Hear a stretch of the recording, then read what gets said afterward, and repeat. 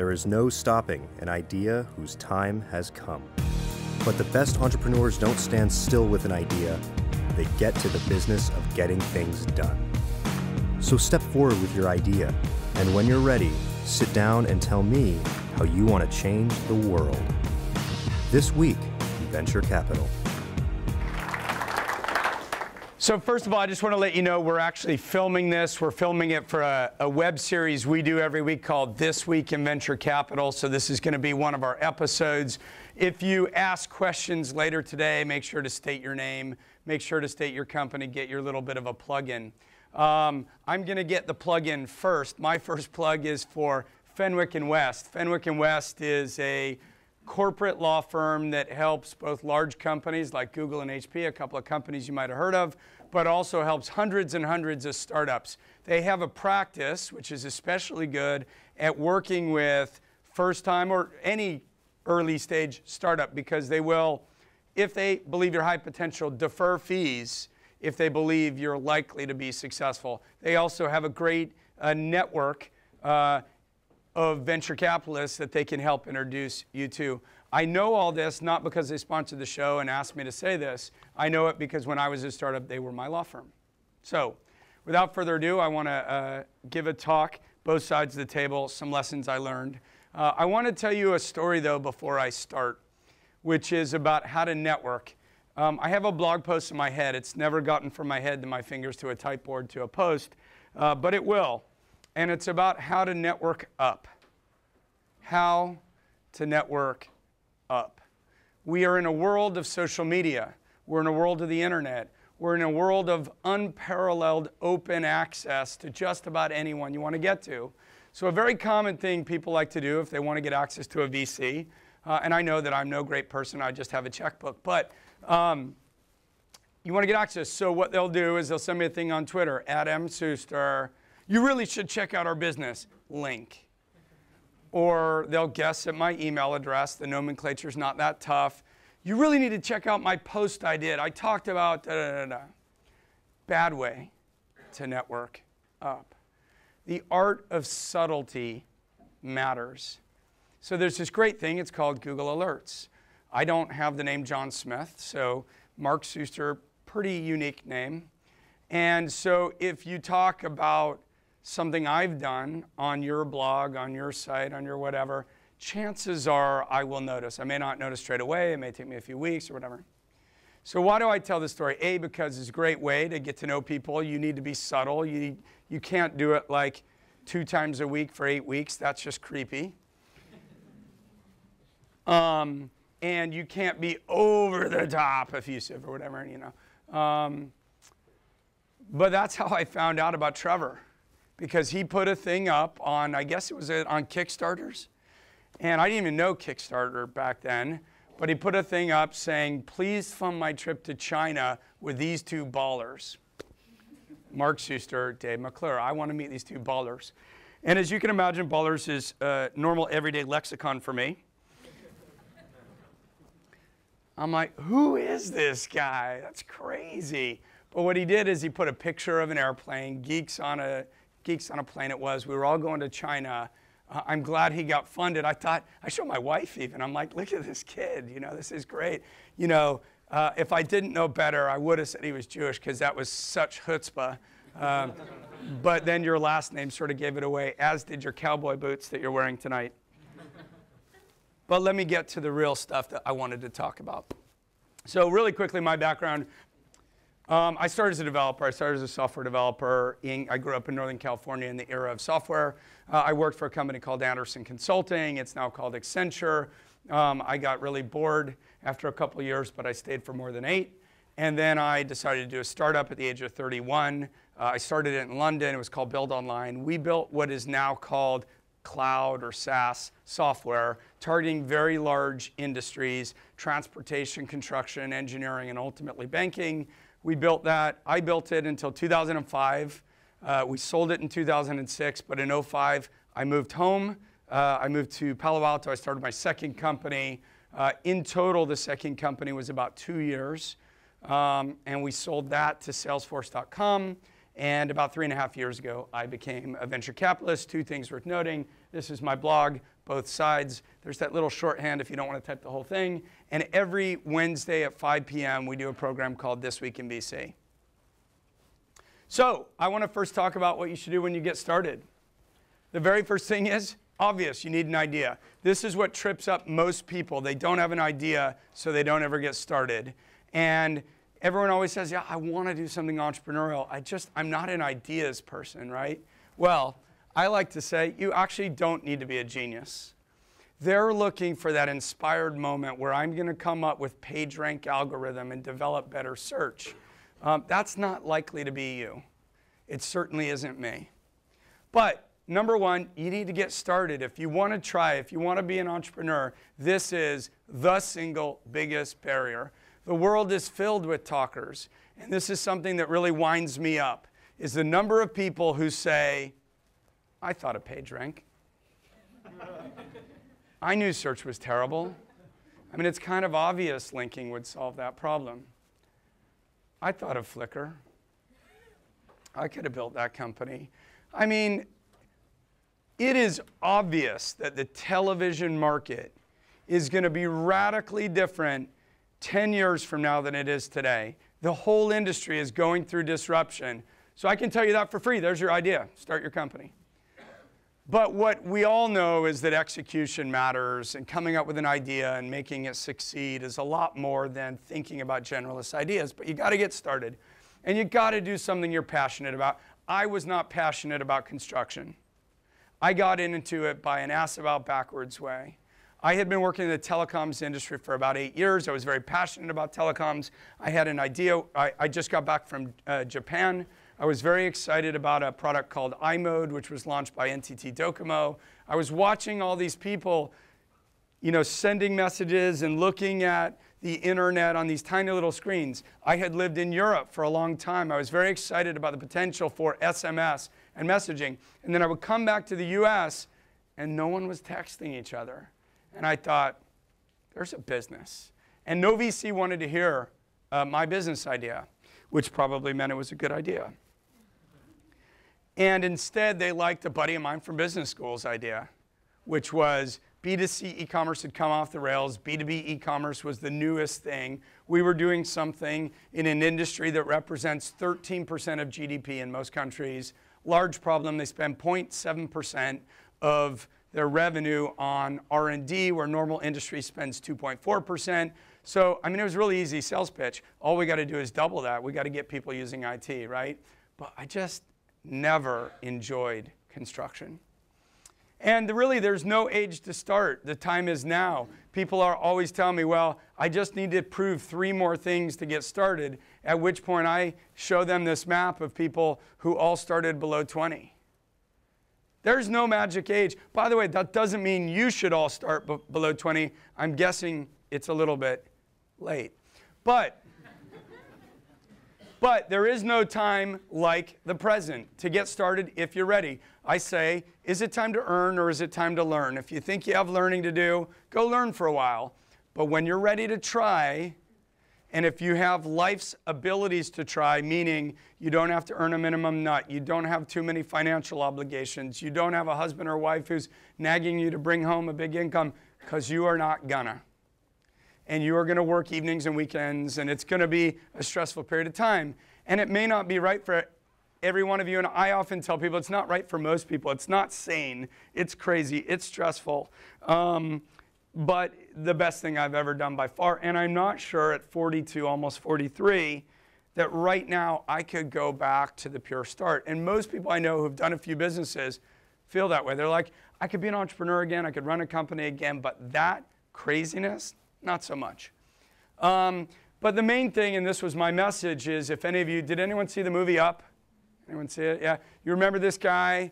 Like, he married his childhood sweetheart, and their lifelong dream was to travel and to see the world, and they never did it. His wife never did it, and he did it when he was a crotchety old man, and he discovered something about his youth and his passion and his desire. I'm not trying to sell you on being an entrepreneur. It's not rational. It's crazy. But if you have the passion to try and you put it off, believe me, it will not get easier. It's not easier when you have a mortgage. It's not easier when you have kids. It's not easier when you have obligations, right? So I'm not saying if you have kids and obligations, don't do it. I'm just saying don't put off your dreams. So if you're going to have co-founders, if anyone's ever heard me speak before, I often tell people don't have co-founders, which is sort of heresy. And I'm going to come to it in a moment. But if you have to have co-founders, because I'm going to try to be nice for a moment, just don't hire people who are exactly like you. Seth Sternberg says it best. He says small people hang out with small people. Tall people hang out with tall people.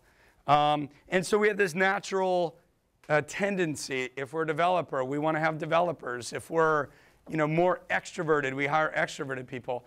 What I did is I thought I'd come from Anderson Consulting. We are a meritocracy. So I want to create a meritocracy. Startups are dictatorships. I'm sorry, but they are dictatorships, and that's how they work best. And I'm not saying to squash other people's ideas, and I'm not saying to not encourage people and to hire great people and to listen to them and all that, but that your life is filled with an infinite amount of daily decisions that will blow your mind about absolute minutia. And you've got to make decisions and move on. And the companies that don't succeed are the ones that don't make decisions. And meritocracies do not make good decisions. So, if you're going to have co-founders, don't hire someone like yourself. And just be mindful. At the bottom, my message is watch what VCs do, okay? We have a term. It's called two-handed deal.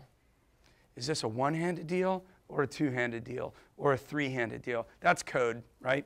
Two-handed deal, two investors, okay? We don't like more than two investors. I mean, look, we can have 15 angels.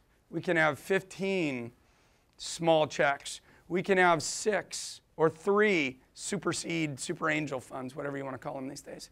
But the reason it's hard to have a three-handed deal is economics. We're looking to own about 25% of your company. I tell people the fair way is 25 to 33% of what an individual wants to own. If they do a two-handed deal, code word, well, you take 20, I'll take 20. Expect 40% dilution. If you're hot and they're super interested, or you're working with slightly nicer people, they might say, well, we'll take 16 or 17% each. But it doesn't work when you get 3. So why am I pointing out how VCs work? Because the average founder dilutes themselves by 66% before they even do a day's work. Why would you do that? VCs don't do that. We might tell you to do it. You really need 2 co-founders. But we don't want to take the dilution because we know that ultimately you're going to pour a ton of time into this. We are going to hopefully pour a ton of time into this.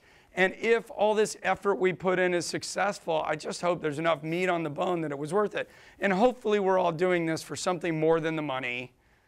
But I don't know anyone who's doing it for purely socialist reasons.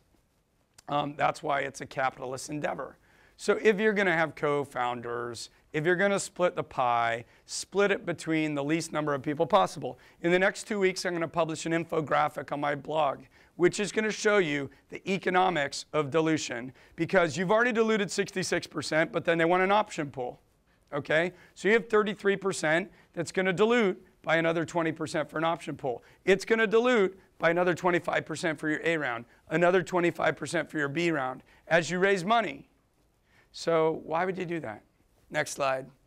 So I like to tell people there is a huge premium for taking the first leap. Jonathan Hefter, am I pronouncing it right? Is my best meeting that I've had in New York while I've been here. Founded a business called Neverwhere. And I love the Jonathan Hefter model. And I'm going to talk about it at several points in my presentation. He had an idea coming out of college. He didn't put it off on the deferred life plan. He said, I want to give it a try. He graduated from a pretty prestigious undergrad, Wharton. Wharton, not MBA, Wharton undergrad, where the smart people go. And Well, my wife says that because she got a Wharton MBA, and she lords over me that my MBA was from University of Chicago, which she always points out is not rated as highly. But she says the real smart people are the Wharton undergrads. So he graduates, and he could probably go join a hedge fund or Goldman Sachs or do something else meaningless in the world. And instead, he said, I want to create a business. And he worked on that business for a year in his basement, thinking about what he wanted to build. And then he launched. And he owned 100% of the business. So delaying that urge to say, I got to have co-founders. You know why people want co-founders? My assertion is people are shit scared about having to tell people, I'm an entrepreneur and I may never get money and may be irrelevant and I have to look stupid to all my friends and family. I think that's the main reason. I don't have an idea. I'm not inspired, right? But if you are an entrepreneur, you're the kind of person who can take a reasonable idea, work it hard, rub the stone for a long time, and you will produce something of interest. And then you go to funding. No, you hire your co-founders. Hire your co-founders. Give them meaningful amounts of equity, not 2%. I don't know the right number. It's individual to you. It might be 5%. It might be 10. It might be 15. It's not even crazy to give them 35, 40%. Treat them like a co-founder. Give them access to information. Tell everyone publicly they're a co-founder. Share decision-making. Invite them to investor meetings. Talk to them about how much equity the next people are going to get after you. Treat them like a co-founder. But if you fall out of love, and a lot of people do, you have a prenuptial agreement. And it matters. And it matters to me as an investor because I deal with the wreckage of the partnerships that start great and they're great for 3, 4, 5 years sometimes. But life changes. Funny things happen on the way to the theater. You get married. You have kids. You lose interest. You're passionate. I want to work my ass off. You don't. I believe we should take more risk in this business and try and grow faster. No, I'd prefer smaller outcomes. That tension, how do you make those decisions? It's far easier with a prenup. Let's talk about funding. There's 3 F's, they say: friends, family, and fools. All of these should be avoided. It is not where you should raise money. I know everyone says it, but the majority of things people tell you are wrong anyways. So the reason you don't take money from friends, family, and fools is it makes for really awkward Thanksgiving. It's just not worth it. So what should you do? Stack ranked angel options. You should focus first on your industry, someone who can add meaningful value to what you do, who has a lot of money, and kind of understands the way that this works. I give you money, I write the check, I may not see that money ever again. I'm not going to be in your shorts, I'm not going to be bugging you all the time. Hopefully you're bugging me for advice. Or just a general helpful tech individual, Keith Raboy. Somebody like that. In town, Chris Dixon. So Chris may not be an expert in what you do, but he's one hell of a smart guy. And that'd be a great guy to have. Now, if I'm going to build something like Neverwhere that's going to target, you're publicly talking about what you do or no? Should I keep that a secret? Yeah, you can talk about it. Okay, high level, targeting education, making computing and education work more effective in an era of cutting back budgets. An idea I like a lot.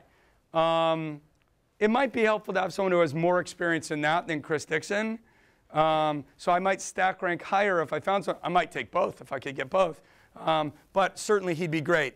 Then just a general wealthy entrepreneur. Maybe someone who built a chain of restaurants, maybe from scratch, who started it. So this person is going to have some degree of empathy of what life is like as an entrepreneur. Okay, listen. If you need to raise money from doctors, dentists, and lawyers, just know that they're going to bug you on why you're not IPOing next month. I promise you, this is my mom. Like, honey, can you get me shares so that when you IPO, I can put a down payment on a new house? What? But I know it sounds dumb, but it's real.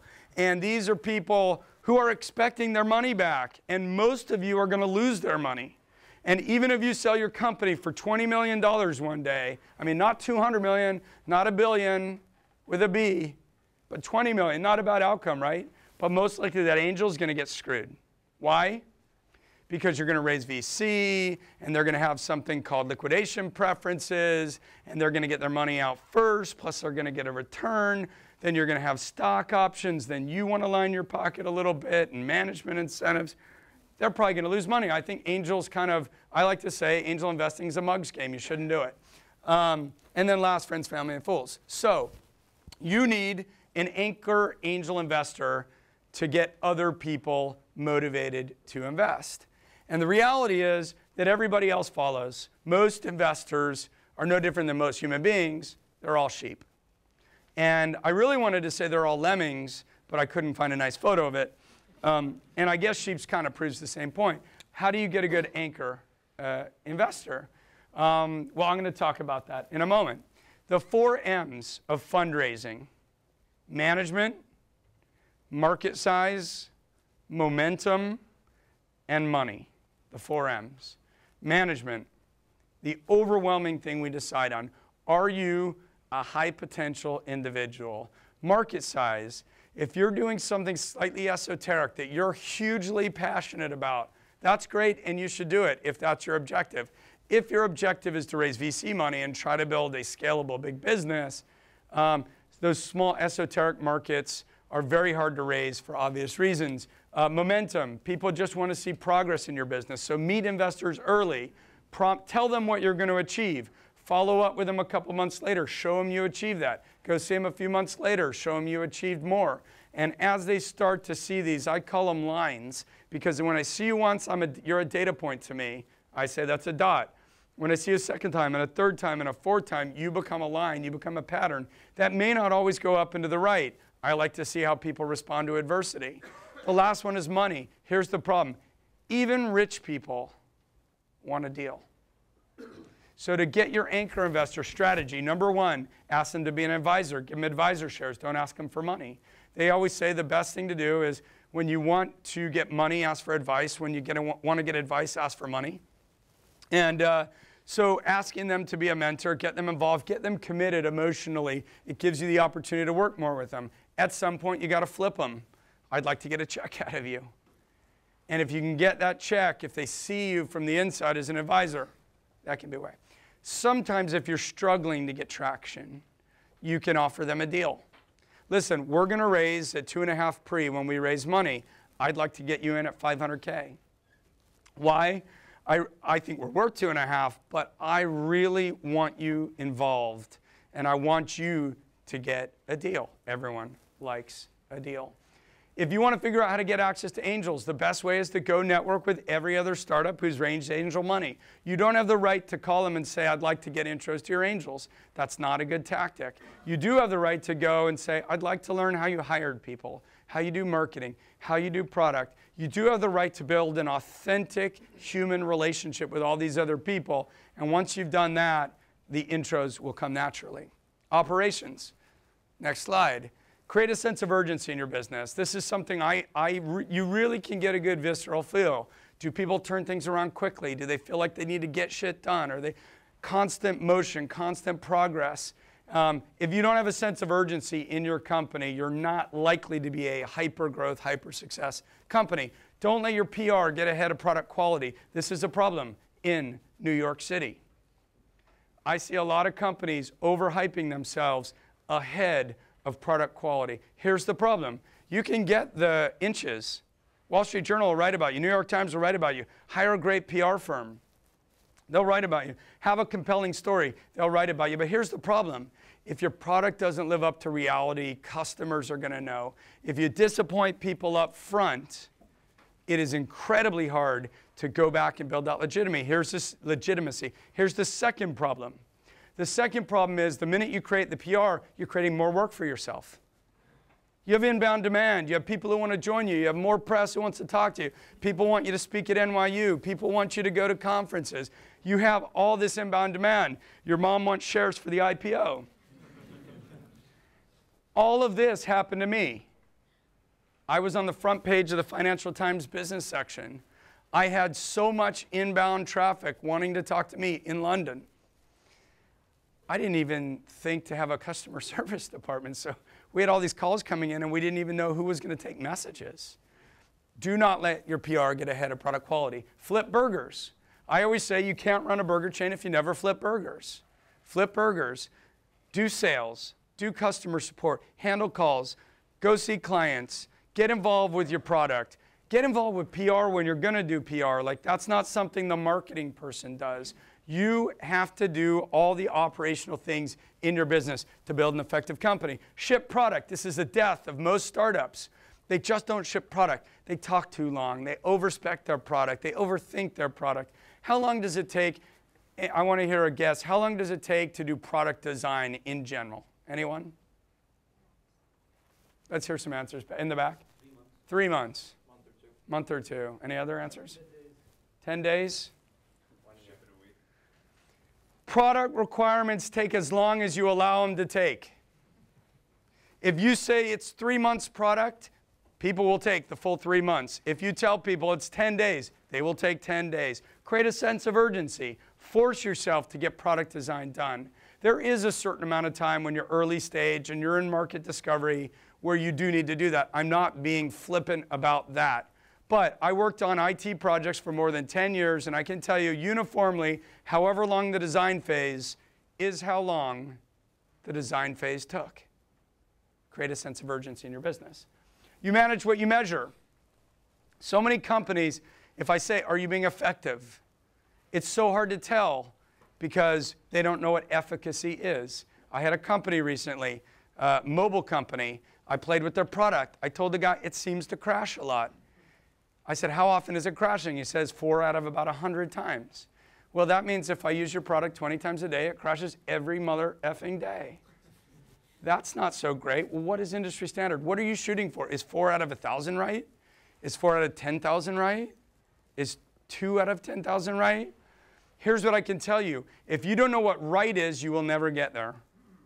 And as you race off to build 25 new features to keep up with your competition, which you should never do, as you're building those 25 features, how do you know if you should be building 25, 20, or 15, and how much of your time should be going into product quality if you don't measure it? You got to measure customer acquisition. You got to measure cost of acquisition. And build simple measures when you start, but figure out for yourself, what are our goals? You need to start with that. Don't start with, let's measure a bunch of shit. What are our goals? How will we measure if we're being successful? You probably aren't going to be successful right away. And what is our plan for ultimately hitting these targets? Next slide. What could you learn from? What could you learn from? This is a mantra I've started recently. I'm so tired of going to companies or VCs, if I'm honest, and hearing people be dismissive. I was sitting around with very prominent VCs. We were at dinner, and I checked in on Foursquare. And I'm not a huge Foursquare user, but I love playing with stuff. I keep thinking, well, what is it about Foursquare that's intriguing people? That's what I want to know. That's my pursuit. Why are people talking about Instagram? What is it? What could I learn from Instagram? What could I learn from GroupMe? The answer might be really clean product, easy to get groups. It might be they are fucking good at PR. But I can still learn that. What could you learn? And I always tell the companies I'm involved with, do not be dismissive of your competition. You might feel you're better than them, but what could you learn? Triangulate.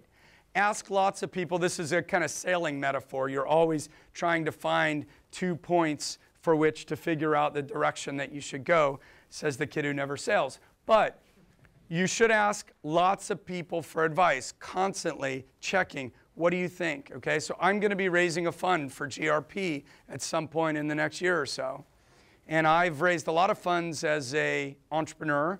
I never raised funds as a VC. So every VC I'm saying, what could I learn? So I ask them all these questions, right? But ultimately, trust your own judgment.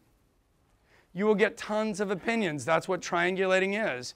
And then the skill that you need to be good at to be effective as an entrepreneur is synthesis.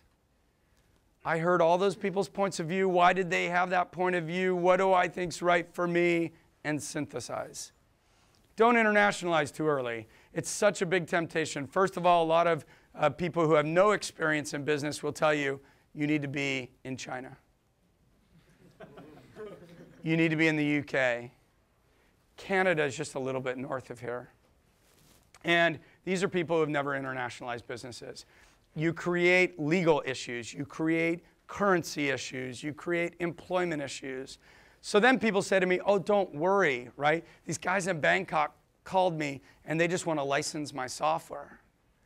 You create support issues. Now I've got to deal with these guys in Bangkok, right? Do not do it. Do not internationalize. Solve your market earlier. Lean versus fat. I don't have that many more slides.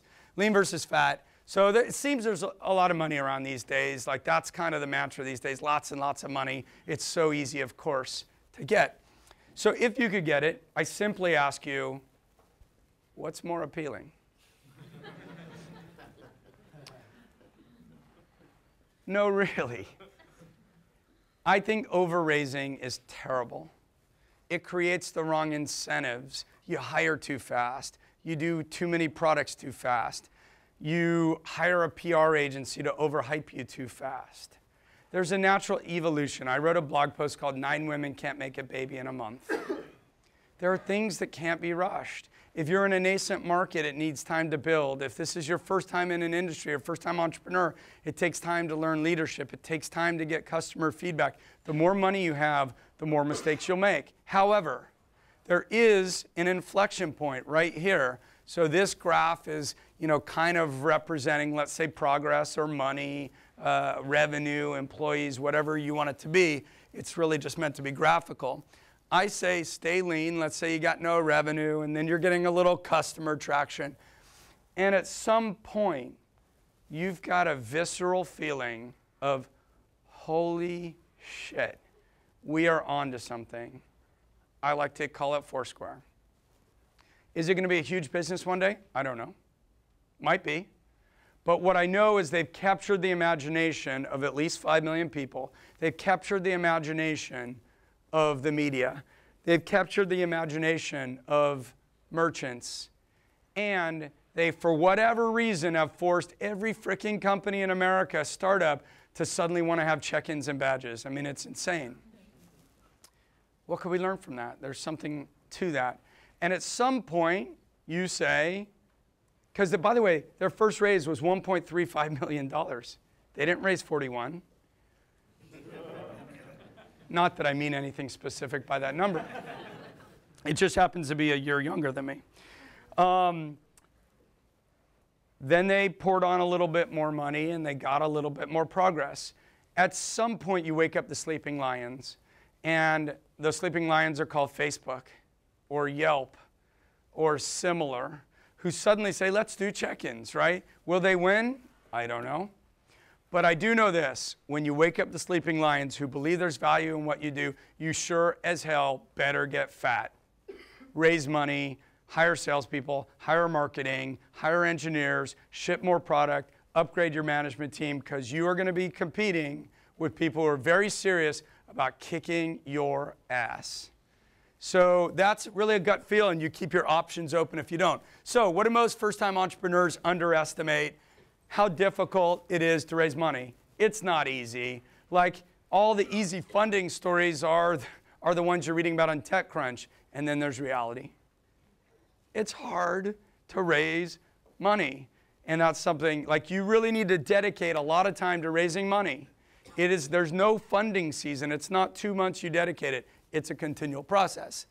You are battling for share of mind. This is something I talk about constantly. They will use your bloody Instagram picture, blah, blah, blah, video sharing, video social thing for 5 minutes. They will churn. If you don't solve a real problem in that person's mind, they will churn. They will not continue to use your product. Because, as in this slide, this is your customer who's got a video camera in his hand with listening to music and looking at his computer at the same time. We are so busy. People only think about, I just need to get people to use my product, and I've got a great strategy, and I hired a great PR firm, and isn't this cool? And you know why? Because I pitched a demo day, and everyone said I was cool. But this is going to happen to you if you don't solve a real problem. I like to tell people, don't be a conference hoe. It is addictive. Why? because you go to a conference, you become a hot company, you're at dinner late at night, there's tons of people having drinks, and you turn to your left, and it's Brad Feld. And you hang out with him for 3 hours having drinks, and then you go to the next conference, and it's Dennis Crowley, and he's there playing Foursquare. And so you hang out with him, and then you go to the next conference. And at the next conference, you run into Fred Wilson. Well, no, he doesn't like conferences. It is narcissistic. It is addicting. It's destructive. And it is simply egotistical. There is a certain amount of benefit that comes from fostering relationships. I'm not saying zero conferences. Practice safe conferences. Here's what happens when you're out of the office. Your team lacks leadership. And they feel it. And they won't tell you because you're El Jefe, right? So I hear it all the time from the people back in the office. They feel unmotivated. They feel like, you know what happens? The CEO goes to the conference, comes back, and gives me the 50 biz dev meetings I now need to do. And then they're off at their next conference where I'm like, dude, I don't even know why we're meeting these companies, right? It's very destructive. Be careful not to be a conference hoe. You need to realize your company's always for sale. You know the old joke, right? Like, you know, would you sleep with someone for money? You know, would you sleep with someone for $10? Of course not. Would you sleep with someone for $1 billion? I guess a lot of people probably would. Okay, you know the joke, right? Now that we've established you're a prostitute, we just have to negotiate price. So you are always for sale. And I don't mean that flippantly. It's just like you have to have this psychology that, like, you might be Mark Zuckerberg that really never wants to sell. And that's certainly possible. It's just not most people. The mistake I made is it was my baby. I was going to run this thing forever. Like, it was a part of me. It was part of my identity. And the reality is I missed 2 separate chances to sell my company, the first time for $150 million in less than 18 months after I launched it. I missed 2 cycles. And it was only by being part of a group called YPO, and these guys shook me off and said, you have only one thing. Well, 2. You have your youth and your talent, and that's all you got. And this ain't your whole life story. And if you're here 12 years later and you created Microsoft, God bless you. But if you didn't, right, it's time to start thinking about who the buyer is. That was the wake-up call that got me to sell my first company, that got me to start my second company, that I got an exit on that, and it changed my life. So the outside perception I actually looked for a picture last night on Flickr of a rock star, but none of the images were very good. So, you know, like this perception is like you're a hot rod. You got all the babes, you're driving, you want to do whatever. But the reality is more mundane. It's a sausage factory. I'm not saying it's a sausage fest, sometimes it is, but it's a sausage factory. Meaning, you know the old thing about sausages, right? Like they're kind of tasty, but you wouldn't want to actually see it be made. And it is a very stressful thing. I got very unhealthy. I thought I had heart problems. I tell this to people all the time, and entrepreneurs come up to me later, and they say, me too, right? I thought I had heart problems. And ask anyone who really went through real entrepreneurship for 5 years if they ever thought they had heart problems. You will be surprised, right? Acid reflux. And I'm not joking. The stress that you produce and the unhealthy lifestyle of beer and pizza all the time as you start to age. And what happens is we entrepreneurs don't show it. We have to come in every day and be pumped up. But your body knows the stress is there and it internalizes it. And it oftentimes becomes acid reflux. But just make sure to have fun. The roller coaster was the craziest thing I'd ever been on, but the highs that I felt when we won new deals or got funding or hired someone we wanted to hire, the lows, the crushing defeat of having won a contract and then had someone take it away from me. After I won, I didn't sleep for weeks. And that roller coaster, I wouldn't change. Enjoy the ride. I only have a few more slides. Next idea for your business is obvious. I already said it. Be passionate about what you do. Focus on large disruptive markets. I said it recently. I guess I wasn't expecting it to be on Business Insider. And I guess when you speak publicly, you should expect that.